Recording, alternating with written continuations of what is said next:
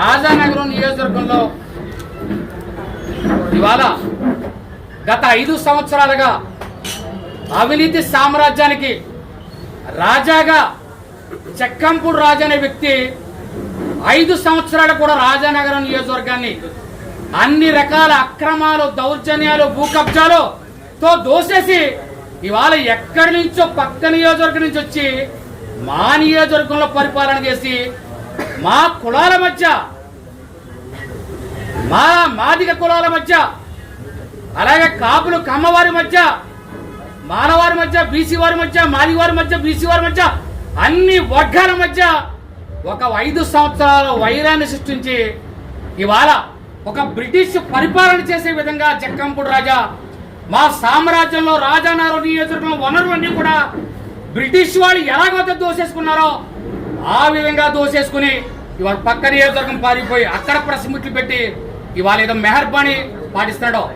రాజా గుర్తు పెట్టుకో, రాజానగరం నియోజకవర్గంలో చెప్పులతో కొట్టే రోజు త్వరలో రాకపోతుంది.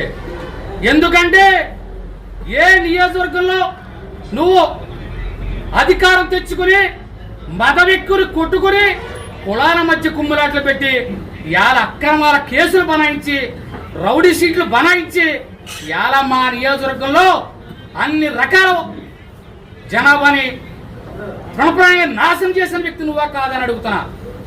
దీనికి దమ్మంటే నువ్వు సమాధానం చెప్పగలవా?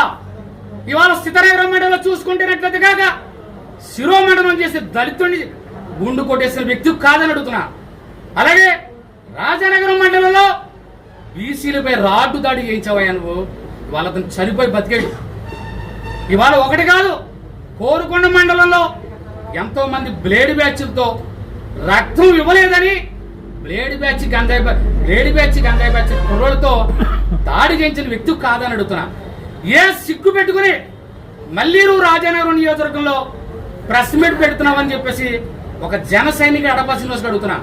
నువ్వు దోసేసిన సొమ్ము ఆవభూమిలో ఎంత దోసేసావు, అలాగే నన్న యూనివర్సిటీలో ఎంత దోసేసావు.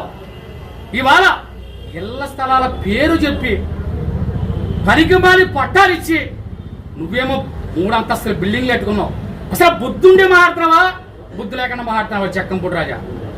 నిజంగా రాజానగరం నియోజకవర్గంలో ఇవాళ చూసుకున్నట్లయితే కనుక భక్తుల బలరామకృష్ణ ఫ్యామిలీ స్థానికుడు కొట్టే మగారికి ఎవడు రాడు. ఈ నియోజకవర్గంలో భక్తుల బలరామకృష్ణ వ్యక్తి కాదు, శక్తి. దీని వెనకాల సైన్యమే ఉందిరా.